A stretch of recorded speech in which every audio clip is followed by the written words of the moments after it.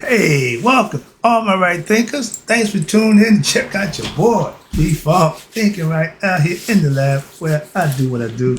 And yeah, I'm back in the book. When you see the hat, you know I'm teaching. This is my lesson hat, so I get used to doing that. So let's go. One of the things you can pay attention to. Okay, everything is symbolic. Everything has a meaning and a purpose. If you look, you'll see the esoteric meaning and symbology and a lot of things that's going on. I'm trying to get you to open your eye, your third eye, to see all of that. Okay, just help you be aware. Let's go. Good lesson for you today. Right isms, 25 rules to live by. Storytelling, story with a message. There's a message in the story for life. I give you life lessons. You tune in to receive them. I appreciate you. We got a good thing going. Let's rock. Right thinker's mission, that's what I'm on, is to enlighten, inspire, educate, and motivate you, the individual, to a higher spiritual level of enlightenment. Right thinker's way of life through mental and spiritual discipline. Practice daily will help and guide you to obtain your goal of spiritual enlightenment, aka know thyself. My mission is that all right thinkers know thyself. If you're a right thinker, your goal is to know thyself. See where we're going with this? Let's get there together. So I asked the question, do you know you? You will when I'm through, but it's rhetorical. And if you don't have an answer for yourself, tune in. I can help you with that. That's what I do for you. A person who knows not and knows not that they know not is foolish. Disregard them. A person who knows not and knows that they know not is simple, but you can teach them. That's why I do what I do for you. I appreciate you too. Stay tuned. I got more for you. A person who knows not and believe and think that they know is dangerous. Avoid them. I do.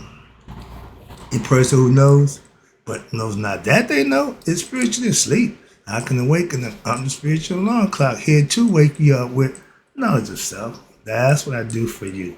A person who knows and knows that they know is wise. Follow them. All these persons reside in you. Right thinkers know thyself and to Maya be true.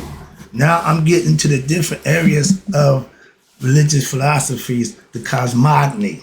Okay, what the hell is a cosmogony? Okay, what y'all call her Siri or G's, whatever it is. I got the definition. I pulled it up for you right quick.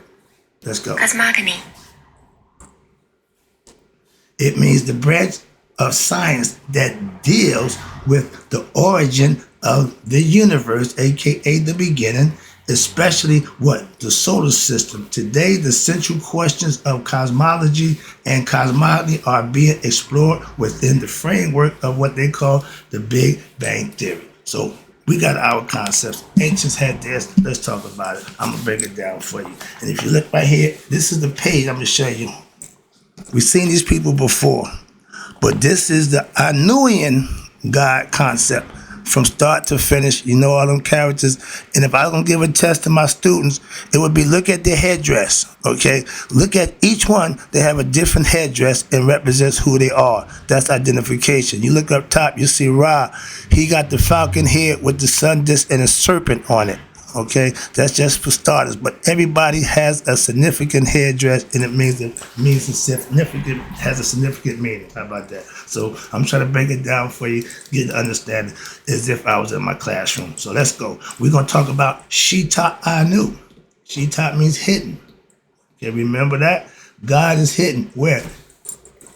That's what they're trying to show you. Okay, now the mystery teachings. Again, these are teachings of the Anunian tradition, cosmogony, are related to what? The divinity Ra. That's what I just showed you. You have three different areas that have three different philosophies, okay? We're dealing with the Anunian. Okay, I'm going to take you through all of them. Okay, so this is the first one. And when you get to understand it, as we go along, you start to understand. It's very interesting. And once you understand it, you can manifest it. And this is the major one right here, because everybody used to Asar, Aset. Okay, they got their story. This is that story pretty much. But they had their own Assyrian tradition also. But we're doing the Anunian. So the temple, watch this. The Ra was the main god of his company of gods and goddesses. That's what you just saw. Each one of them has a specific role. And this temple is related to temples espouse the teachings of what? Creation. Again, human origins and the path of what? Spiritual enlightenment. to know God, to understand God, not to just believe in a God, okay, but by means of what? The supreme being in the form of what? The God Ra. In that area where they was at. That's what they worship. Okay. And it tells how what? Ra emerged from a primeval ocean and how human beings were created from his tears. Everybody has a story. Okay. When you do your due diligence, when you get the names of these gods and goddesses, they all have a story. You can do your homework and learn about them. Everybody got it broken down now. Okay, back in my day, you couldn't find it. Now it's prevalent everywhere. So do your due diligence and learn about each one of them. That's learning about yourself. That's the whole idea. And watch this. You got the god and goddesses who are what? His children. And they go to form what? The elements, which is nature, and the cosmic forces that maintain nature. Again, we break it down for you. We got the netter of creation. Then you got the company of gods, what they call god and goddesses, the neteru. The nebercha, which is Amun. He's the what? Unseen. He's hidden. Shetaut teaches you how to find him. That's the name of the game. He's ever present. He's the supreme being, and he's beyond what? Duality. Mayat is the first principle, but God is beyond that. He's singular. I tell you, everything's on the one. After that, everything came in pairs. In every religion, every concept, you'll see that it points out. So that's the start. Hope you understand this. I'm trying to get it to you when you understand it. So let's talk about the breakdown, how it looks. Okay. See the top there? See where it says Ra or Amun? Then you see the names down. But those are all the people right here. I'm going to break it down for you nice and hopefully you understand it. Get you a better understanding, and you can do your due diligence and Google them, study them, find them out about them, and then put them into your daily life. Become them. You got Nebercha, which is Amun. Again, the hidden one, ever present, beyond duality and description. The one, the I, that the one. Okay. Now you got Amen, which is Ra. And you have a female aspect, which is Rat. Spelled, the females named in Egypt all end in T. The Greeks came in, didn't care about that. They changed all the ladies' names to whatever they wanted to be. That's just another lesson. But just, you'll notice most of them are going to have T's at the last of their name. That's the females, okay? Other than, again, moving on. But you got Shu. Shu represents air. On his headdress is a feather, okay? Can't hardly see her right there. Yeah, he got the feather. He wears the feather like Mayat, the ostrich feather. He represents air. That's not you, but there's a technique to breathe to help you reach certain levels. So that's what he represents. Then you have his opposite female concept, which is Tefnut. She represents moisture. She got the female lion head, okay, with a sun disk and two arrays, okay, right there. That's her second seat. Okay, she's the first concept of female lioness concept. Okay, and you see she has a lion head. Okay, a lioness head. The next one is Nut. She represents heaven. She's a body with a nice kitten plate, high top fade, but you see she got stars all over her body. Okay, and now you see Tefnut, not a female, it's a female lion head, okay, not a female woman. You see Nut is a woman right there, the body star, she represents the galaxy heaven, okay. Next to her, you see her husband, that's Geb, he represents Jeb, some people say Jeb or Geb, but you see he got a goose on his head, that's another story.